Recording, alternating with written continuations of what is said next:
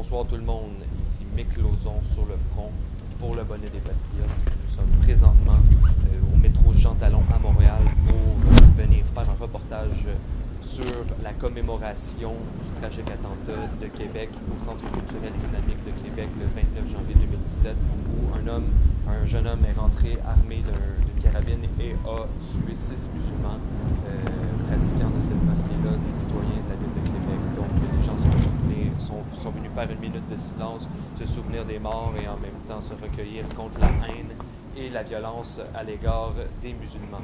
Donc nous allons aller leur poser des questions, leur voir qu'est-ce qu'ils pensent de ça et en même temps leur approfondir la question de l'islamophobie au Québec, à savoir s'il y a vraiment un phénomène islamophobe au Québec. Donc suivez-moi, on y va.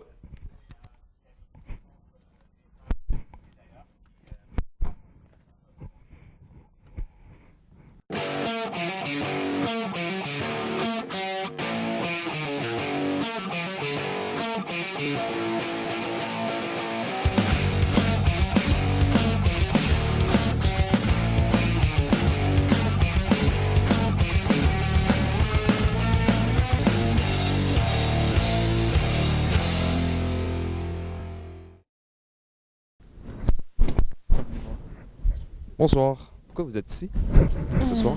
J'ai pas envie de faire une entrevue, j'écoute. Je pense que c'est important de garder silence en ce moment. Ah ouais, ok. Mais vous entendez qu'est-ce qui se passe? Ben, on essaye, là. Ok, c'est bon. Ben, merci beaucoup. Merci d'être nombreux pour commémorer les victimes, donc les victimes tuées et blessées aussi de l'attentat à Québec il y a déjà 1 an. Donc nous, comme Centre de femmes ici et d'ailleurs, nous voulons transmettre un message de solidarité à la communauté musulmane parce qu'on sait que la communauté vit un moment très difficile et on est conscient qu'il y a un climat islamophobe présentement dans notre société. Pourquoi êtes-vous venu ici? Quels sont vos motifs? Parce que c'est important d'honorer la mémoire des personnes qui ont laissé leur vie pour la simple raison qu'ils étaient musulmans et qu'ils étaient dans un lieu de prière. C'est un acte inexplicable. C'est un acte qui est arrivé malgré tout dans mon Québec, que je n'arrivais pas à y croire là, au moment des événements. Mais je dois reconnaître qu'il y a quand même du racisme. Je ne dis pas que c'est un mouvement qui prend le dessus, mais il ne faut pas nier les choses non plus. Vous voulez dire qu'il y a un mouvement, ben pas un mouvement comme vous dites, mais il y a un courant raciste dans la société qu'on appelle l'islamophobie, c'est ça que vous voulez dire? Il y a une espèce de minorité très, très bruyante. Une minorité très bruyante. Silencieuse et probablement plus ouverte, je pense, quand même. Mais il y a une minorité très bruyante qui se fait entendre puis qui vient brasser tout ça. Je pense que c'est important d'être ici. Okay. Puis, parce que c'est important de se rappeler de cet événement-là puis de ne pas le laisser tomber dans l'oubli comme tant de choses. Okay. Ouais. Pour toi, il y a des choses qui sont tombées dans l'oubli, puis ça ne doit pas passer dans l'oubli. Faut venir chaque année se commémorer ces événements-là. Ouais. D'accord. Oui, je pense que le racisme, puis la xénophobie, puis le colonialisme ont une histoire d'être mis de côté, passé sous le tapis au Canada. Puis... Pour toi, Alexandre Bissonnette, qu'est-ce qu'il a fait l'année passée? C'était un acte motivé par des motifs racistes, xénophobes et par le systémique du système colonial canadien. Ouais. OK, pour toi, c'est littéralement ça. Ouais, mais en tout cas, j'ai pas trop d'autres choses à dire, mais ouais. OK, non, c'est correct, c'est bon à savoir. Pourquoi vous êtes ici ce soir, monsieur? Vous êtes avec qui, vous? Je suis un média Internet. Quel citoyen, le bonnet des Patriotes, ça s'appelle. Non, ça va, merci. Vous voulez même pas me dire pourquoi vous êtes ici? Non, pas à vous. Super, merci. Bonne soirée. Ben, c'est tellement triste que 6 personnes étaient tuées dans un acte... Ben, c'est terrible, là, comme il y a 6 personnes qui ont laissé des familles, qui ont laissé comme toute leur communauté. C'est tellement triste. C'est une tragédie, on peut pas dire à quel point c'est grave. Voilà, ça brise le cœur et c'est triste que ça arrive ici. Mes motifs personnels, c'est très simple, c'est faire quelque chose pour dénoncer ces gestes-là, pour me solidariser avec une communauté durement frappée, meurtrie par ce qui s'est passé l'année passée. Mais surtout pour dire rassemblons-nous et dénonçons, juste par le fait de se rassembler, dénonçons ce qui s'est passé. On est conscient aussi que ce sont davantage les femmes qui sont discriminées à travers les débats comme des accommodements raisonnables ou les chartes des droits et valeurs, mais aussi récemment la loi 62. Et n'oublions pas que aussi récemment on avait eu la vague des fake news de TVA qui a visé la communauté musulmane, encore une fois, juste avant un an de la commémoration. Vous pensez que Alexandre Bissonnette, c'est vraiment pour ça qu'il a agi comme parce qu'il détestait l'islam? C'est dur à dire de comment il se sentait vraiment, mais j'ai l'impression que sa haine envers l'islam a été nourrie par des personnes. Ça ne s'est pas développé comme par magie. Par magie, non. Il y a pour des vous. gens qui ont allumé une étincelle. OK. Et pour vous, c'est pas l'œuvre de quelqu'un de dérangé mentalement un petit peu? D'un illuminé. À quelque part, il y a peut-être eu quelque chose qui a dépassé notre entendement. Là, un moment peut-être de folie passagère, mais est-ce que c'est un acte de folie? Non. Je pense que c'est l'acte d'une personne dont la haine a été nourrie par un certain discours. Ben, honnêtement, je pense qu'il y a des courants islamophobes qui sont là. C'est pas tout le monde, mais ça existe. Et certaines parlent d'une façon assez radicale contre des musulmanes. Et comme certains gens prennent ça comme dans une façon peut-être non attendue. Et ils font des choses assez graves. Donc, moi, je pense qu'on lance toutes sortes de choses. On dit que c'est notre liberté de parler de telle chose, mais on ne pense pas que, en fait, qu'on a une responsabilité de dire pas juste n'importe quoi. Là. C'est ça, il faut être intelligent. Et il faut comprendre qu'il y a du monde qui risque de prendre ça dans une façon assez terrible. Ça arrive. Et juste une dernière question, d'après toi, comment on va se réconcilier comment on va réconcilier la société autour d'un événement qui semble avoir divisé les gens? Ben, en renversant les chaînes de pouvoir actuelles. Puis ça va se faire sur le temps, puis sur le long. Ça va prendre de l'énergie, puis de l'investissement. Renverser les chaînes de pouvoir. Oui, Qu'est-ce que tu s'entends par là? mais ça parle de soi-même. Ça parle de soi-même. Oui.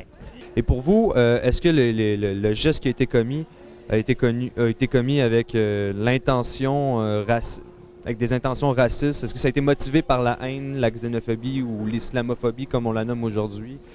Écoutez, moi j'entends des fois dans les journaux, dans les médias, de dire l'assassin, le présumé meurtrier, ne s'est pas prononcé, donc on ne sait pas. Je pense que les gestes sont très parlants. Et les gestes qu'il a commis expriment très clairement ce qu'il a voulu faire.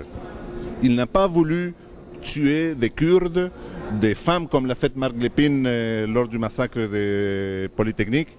Il n'a pas voulu tuer des Chinois, des Chiliens, des Blondes. Non, il a voulu tuer des musulmans. C'est pour ça qu'il est allé dans les lieux où se rassemblent les musulmans, une mosquée. Donc pour moi, c'est clair comme de l'eau de roche. Or, si nous sommes ici, c'est que vous et moi, nous savons que cet incident n'est pas l'acte isolé d'un loup solitaire ou d'un désaccès mental comme il veut nous faire croire. Nous savons qu'Alexandre Bissonnette n'a pas choisi ce lieu ni ciblé cette communauté au hasard. Nous pouvons même présumer que ses motifs avaient tout à voir avec certains discours que nous attendons régulièrement dans nos médias et lisons sur les réseaux sociaux.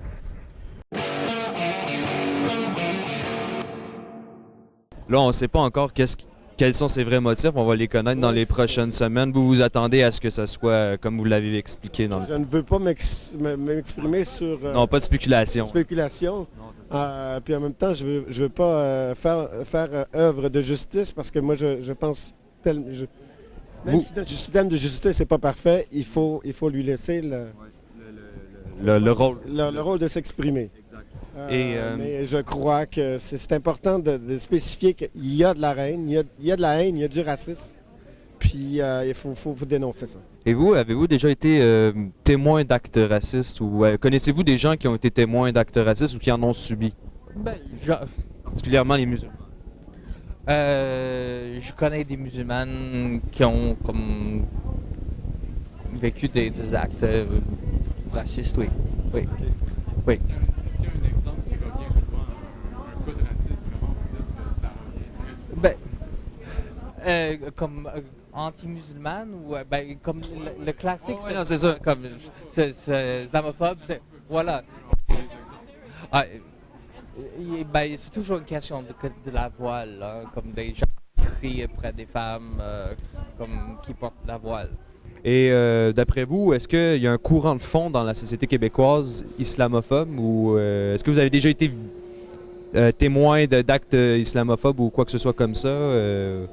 Ou parce que là, on a l'impression qu'il y a ce courant-là en ce moment dans la société, c'est ce qu'on entend en fait, et que ça l'aurait motivé des actes comme celui d'Alexandre Bissonnette. Moi, je n'ai jamais été témoin, enfin, mais je le vois tous les jours dans les médias, dans ce que j'entends. Les médias rapportent des faits aussi, quand même, malgré les fake news qui est très en vogue en ce moment. Il y a quelque chose.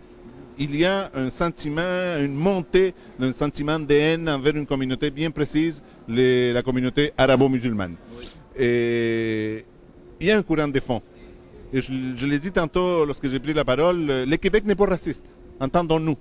Il ne s'agit pas de dire le Québec est raciste, mais il y a des racistes au Québec. Et c'est ça le drame. Et ces gens-là, ces racistes-là, qui étaient, comment dire, qui ne s'exprimaient pas il y a quelques années, aujourd'hui, pour toutes sortes de raisons, qu'il faut analyser, qu'il faut mettre en lumière, ces gens-là s'expriment. Et ça va jusqu'à influencer peut-être des types un peu dérangés, pour dire, ah, moi, mon bouc émissaire, encore une fois, ce n'est pas le chinois, ce n'est pas le kurde, ce n'est pas le chinien, ce n'est pas la blonde, c'est les musulmans, je vais aller les tuer. C'est pour dire que nous en avons assez. Assez des journaux et des radios poubelles qui alimentent la haine par le mensonge et la demi-vérité, et après se dissocient de ce qui en résulte. Assez des politiciennes et des politiciens qui flirtent avec l'imaginaire xénophobe et raciste de l'électorat extrême-droitiste, avant le lendemain de se rendre dans les mosquées pour soi-disant montrer leur solidarité avec les communautés musulmanes. Puisqu'il y a ce climat-là au Québec de tension et de haine, comment on peut rapprocher, comment on peut réconcilier les gens entre eux? Ah, ben là, j'ai pas de solution magique, mais c'est juste en se parlant plus. En se parlant plus. En communiquant plus. Okay. Oui, des fois, il va y avoir des débats, oui, le ton va monter, mais si on est capable de se respecter, il y a des idées qui peuvent avancer. Je trouve que ça n'a pas assez avancé dans la dernière année, mais il y a des choses qui prennent du temps. Il ne faut pas lâcher la pression. Vous pensez que c'est vraiment généralisé, cette islamophobie-là? Est-ce que c'est vraiment puissant en ce moment dans la société québécoise? Est-ce que vous sentez vraiment chaque jour que ça... je veux dire, ben, peut-être que vous ne le vivez pas, là, mais est-ce que vous sentez que ça existe à tous les jours, à tous les moments? Non, il y a toujours une lutte, là. Comme il y a des gens qui sont pour, des gens qui sont contre. Ben, comme moi, je veux... avec l'Internet, on peut dire que on peut toujours trouver comme des gestes islamophobes. Toujours. Comme juste quand la mairesse a annoncé l'événement qui, je pense que c'était hier ou même peut-être aujourd'hui, je me souviens plus. Mais comme de garder comme dans la discussion en bas de son annonce, c'était terrible, c'était vraiment... Vous voulez dire de garder la discussion en bas de son annonce? Oui, sur Facebook, là, elle a fait une annonce, puis il y avait comme des gens qui ont lancé des commentaires. Ok, oui, vous, c'est dans les Donc- commentaires. Donc si on veut juste, si on lit des commentaires, on peut dire que oui, toujours, chaque jour, chaque moment, il y a comme des actes, des gestes, des commentaires islamophobes qui circulent. Assez du silence des victimes, de toutes celles qui ne font pas les manchettes, mais qui doivent vivre quotidiennement avec les regards insistants dans les bus et les métros, les insultes dans les rues, les sous-entendus dans les réunions de travail, et toutes ces actions construites sur des préjugés et des stéréotypes racistes. C'est que Alexandre Bissonnette avait l'air... le motif qui explique ça, c'est plus le fait qu'il soit dérangé mentalement, donc qu'il y avait des problèmes psychologiques graves qui l'ont menacé. Peut-être qu'il est dérangé mentalement. Là. Mais pour vous, le discours islamophobe peut être... Mais vous savez, la maladie mentale, des fois, ça prend des directions. Là. Ça fixe sur un objet. Là. Et cet objet-là est construit par la société. Il est construit socialement. Aujourd'hui, cet objet-là, c'est les musulmans qui viennent nous envahir, qui viennent changer nos coutumes, qui viennent changer la culture québécoise, qui viennent profiter, qui viennent nous islamiser. C'est les méchants. C'est ça. Ça se passe au cinéma, ça se passe la crise, les débats autour de la charte des valeurs, c'est tout ça ce que ça a amené. Et des types dérangés. Et là, j'émets une hypothèse, je ne sais pas s'il est dérangé ou pas, là. Mais des types dérangés, ils sont à la recherche d'un geste d'éclat et ils entendent dans la société tout partout que le méchant, il est là. Donc, dans leur dérangement, ils disent, bon, mais voilà, je vais aller tuer ces gens-là. C'est la même chose qui s'est passé avec Marc Lépine à propos des femmes et du féminisme. C'est ça.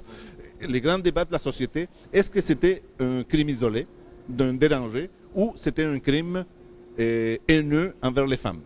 C'était les deux. J'ai lu aussi beaucoup de commentaires qui étaient vraiment islamophobes. Après ces événements, des commentaires sur Internet, sur Facebook, des gens qui faisaient des commentaires du type il n'y en a pas assez, il n'y en a pas tué assez, ou des vous avez vu littéralement ça sur Internet. Vraiment des gens qui ont publié ce genre de commentaires-là sur Internet.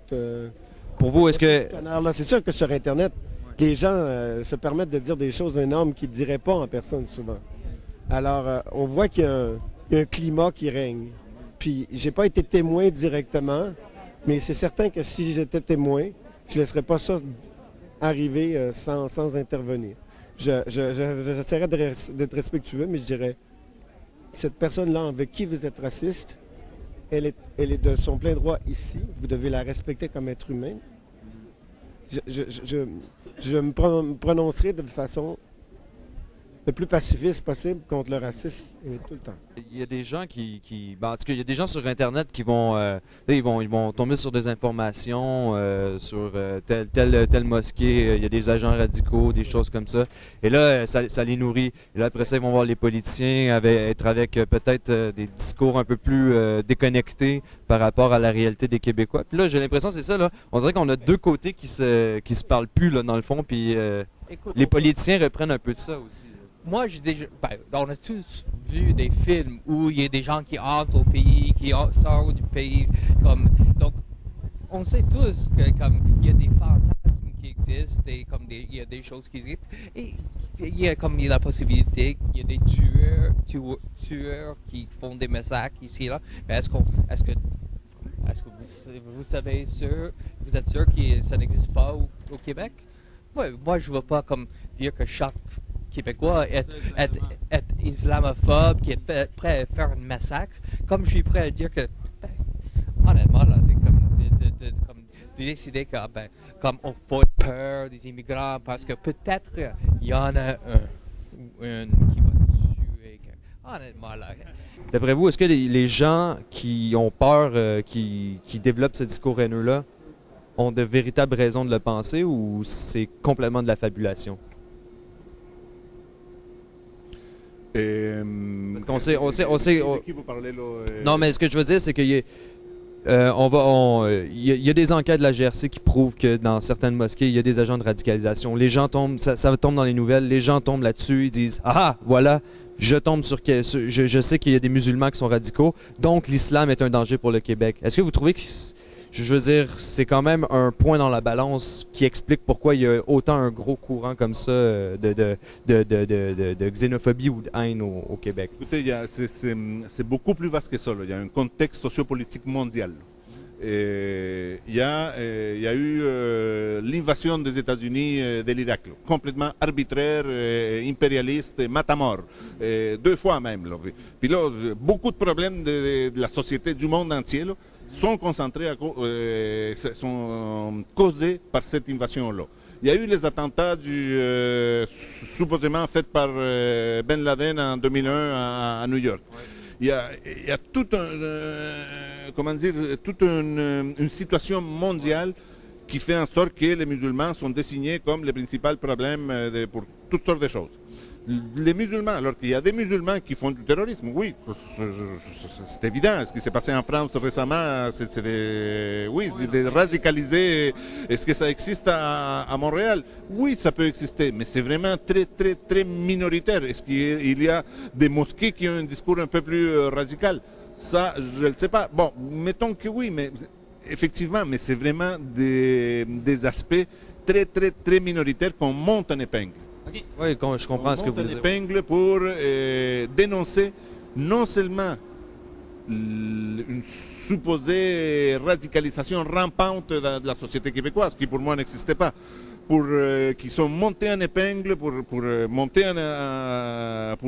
dénoncer ces courants-là, mais aussi pour dénoncer toute une communauté de 350 000 personnes qui vivent au Québec. Là. 5% environ de la population. 3%, quelque chose comme ça. Et plus que ça, dénoncer toute une religion qui a 800 millions, 1 milliard de personnes qui sont musulmans là, dans le monde. Donc, ce n'est pas seulement... On passe du terroriste avec des motivations fondamentalistes musulmanes, on passe à la condamnation de 800 millions de personnes. Donc, si on est musulman, on est coupable par association de cette...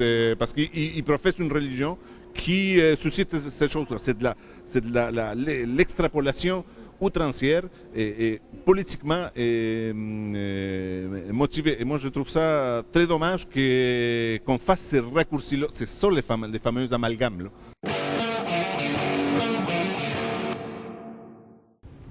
Si nous nous rassemblons ici, c'est pour montrer que nous n'avons pas peur et que nous tiendrons debout côte à côte autant de temps qu'il le faudra, afin de lutter ensemble contre le poison néofasciste qui se répand peu à peu dans notre société. Donc, merci beaucoup de votre présence. Et je trouve ça dommage que chaque fois qu'il y a un attentat terroriste dans le monde, mais on exige que tous les musulmans sortent à la rue pour s'excuser. Ah, je dois changer de religion, je dénonce ma religion pour ce qui s'est passé en France, pour ce qui s'est passé à Kaboul, pour ce qui s'est passé à je ne sais pas trop où. Là. Ça dépend pas de vous, tous les Québécois et Québécoises devraient sortir à la rue pour s'excuser de ce qu'a fait le type qui a fait des massacres à Québec. Là. J'ai l'impression que c'est un peu le discours ambiant qu'on entend aujourd'hui, mais... tout le monde devrait... tout le monde, on s'entend, mais on devrait placer les termes du débat aussi. Là. C'est pas toute l'ethnie canadienne-française là, qui devrait... Je répète, là, le Québec n'est pas raciste, mais il y a des racistes au Québec. Les musulmans, c'est pas des terroristes, mais il y a des musulmans terroristes. Et d'après vous, je veux dire, dernière question pour conclure tout ça, à qui ça profite? À qui profite le crime au final? Parce qu'on voit beaucoup les politiciens, les médias intervenir sur cette question-là, puis au final, on a l'impression que ça profite plus à eux, dans le fond, puis que... Je pense qu'il y a des forces politiques là, qui profitent, peut-être le terme profiter, c'est un peu exagéré, mais qui cueillent les fruits de cette situation-là. Et d'habitude, c'est des partis qui prennent la réduction des droits, qui prennent une attitude qui réduisent la question de la nationalité, la question identitaire, qui veulent protéger les supposés peuples ou la nation.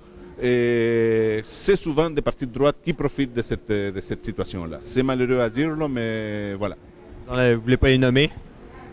Ben, je laisse à votre auditoire de définir qu'est-ce qui est à droite, qu'est-ce qui n'est pas à droite. Mais en général, je crois que c'est ces partis-là qui ramassent les fruits de ces situations-là. Je considère que ces partis-là s'y opposent pour les mauvaises raisons. Ce qu'il dit, c'est qu'on est en train, par une journée de l'islamophobie, c'est qu'on est en train, en quelque sorte, de culpabiliser tous les peuples du Québec, ce qui n'est pas du tout le cas. On est seulement en train de reconnaître qu'il y a un courant qui existe et qu'il faut dénoncer.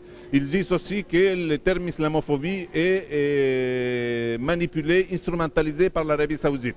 Bof. Non, c'est un terme qui est couramment utilisé dans les recherches universitaires, etc. etc.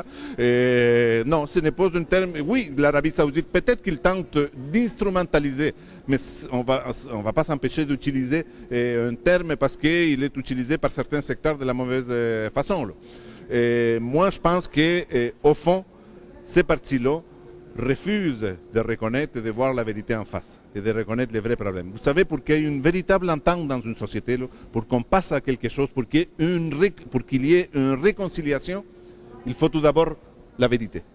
On ne peut pas se réconcilier sans vérité. Et reconnaître que l'islamophobie, il faut reconnaître la vérité et on peut passer à la réconciliation ensuite. Quelle est votre définition de l'islamophobie? L'islamophobie, c'est une peur irrationnelle de tout ce qui a trait à l'islam. Mais j'insiste sur les mots irrationnels parce qu'une phobie, c'est irrationnel. Moi, j'ai de la phobie des wagons de métro. Mais c'est irrationnel. Faut pas, voilà, c'est les mêmes. Mais on pourrait utiliser un autre terme. C'est racisme envers les musulmans. Ok, on change de thème. Là. Mais ils vont aussi, ces partis-là, refuser de reconnaître une journée pour dénoncer le racisme envers les musulmans parce qu'ils vont dire ah mais il y a le racisme aussi envers les autochtones. Mais on va placer une autre journée pour les autochtones. Et qu'est-ce qui va être fait pour... Est-ce qu'il y a des mesures dans la communauté musulmane pour tenter de réconcilier un peu, se réconcilier avec la terre d'accueil, avec les gens qui... Je ne vais pas parler pour la communauté musulmane. Hein. Moi-même, moi je suis chilien. Je n'ai rien à voir avec... enfin, ma conjointe est musulmane. Je suis proche de cette communauté, etc. Mais je ne suis pas musulman, je ne suis pas pratiquant, etc. Là, je suis pratiquant d'aucune religion. Mais par rapport à votre question, je crois que tout le monde a une responsabilité ici. Tout le monde. Chaque citoyen, chaque citoyenne a un petit grain de sable à ajouter à ce grand château qui est la réconciliation, les vivre ensemble, des relations harmonieuses. Et oui, les communautés musulmanes ont aussi une responsabilité. Là. Et je pense qu'il y a des efforts qui sont faits dans ce sens-là. D'ouvrir, vous savez, les phénomènes, la présence de la communauté musulmane au Québec est relativement récent, avec l'ampleur qu'on ne les connaît pas, ces gens-là. Donc on doit apprendre à les connaître, et ces gens-là, la communauté musulmane aussi doit s'ouvrir à ce qu'on connaisse leur communauté. À travers les années, ça va se faire, naturellement. C'est trop nouveau pour eux. Mais il faut travailler pour augmenter la connaissance et la communication commune. Mais ce n'est pas en demandant un mea culpa à tous les musulmans qu'on va avancer.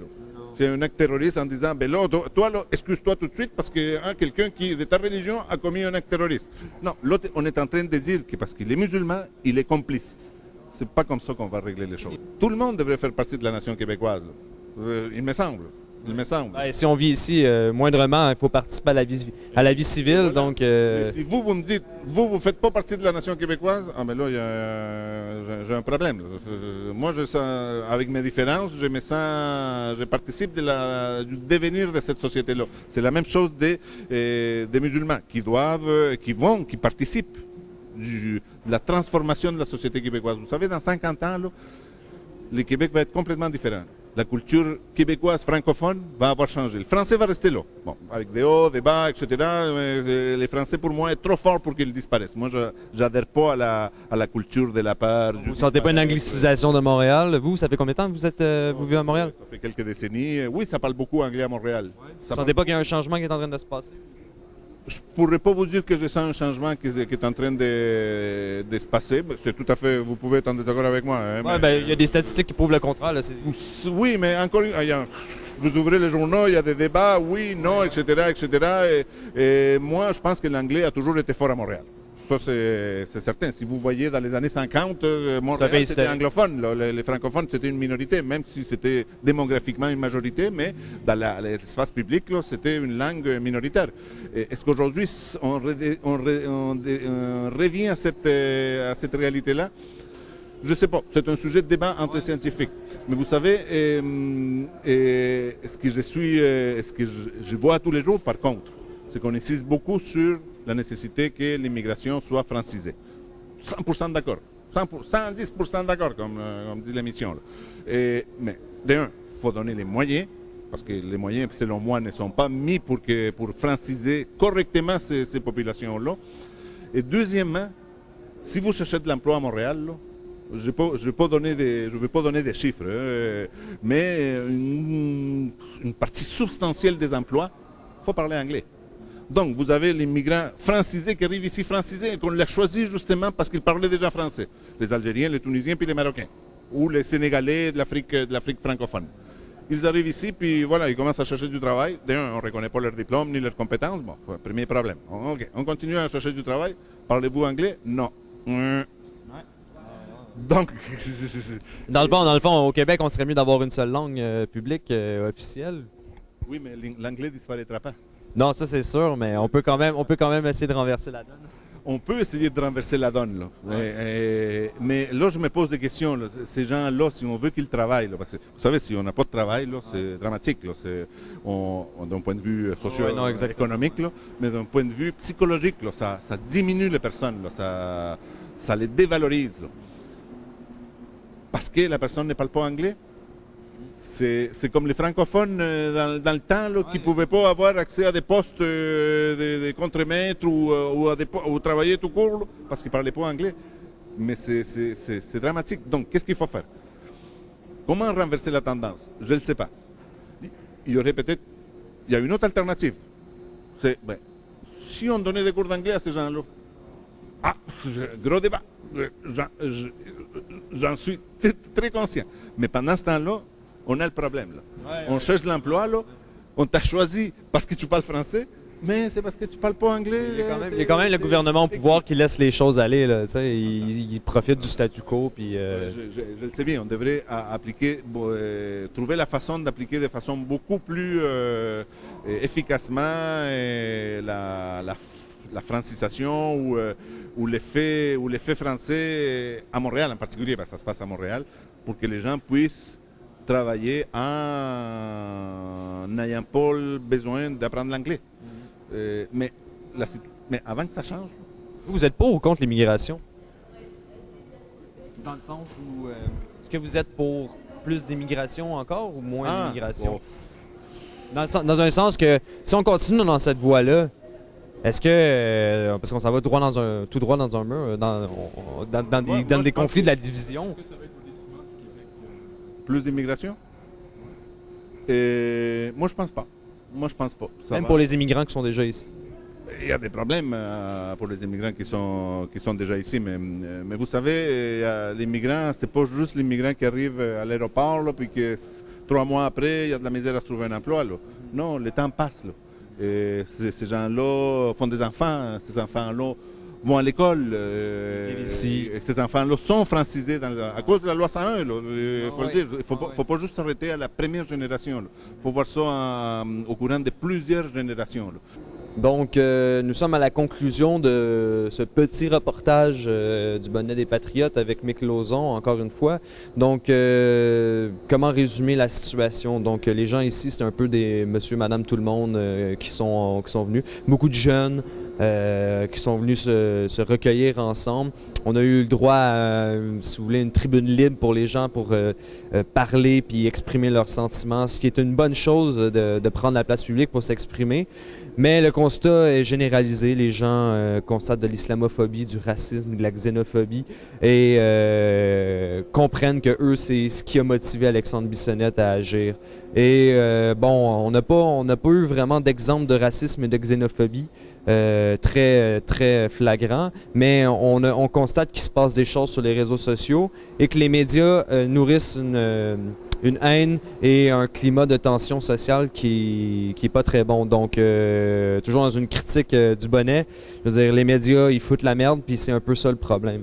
Et au final, ben, je veux dire, on a des bonnes rencontres. Il y a des gens qui sont très ouverts à la discussion, tout comme il y a des gens très fermés, très méfiants. On a eu l'impression que ce soir, il y avait des gens de la tendance Antifa, il y avait des gens qui sont plus de courant, comment dire, qui sont pas nécessairement dans un groupe politique, mais qui sont politisés et qui comprennent les choses. Et on a les gens qui sont juste en dehors de tout ça, puis qui veulent commémorer, puis qui veulent pas augmenter les tensions. Donc, merci de nous avoir suivis, puis de nous avoir écoutés. Suivez-nous sur le bonnet des Patriotes pour des prochains reportages. C'était Michael Lauzon sur le front.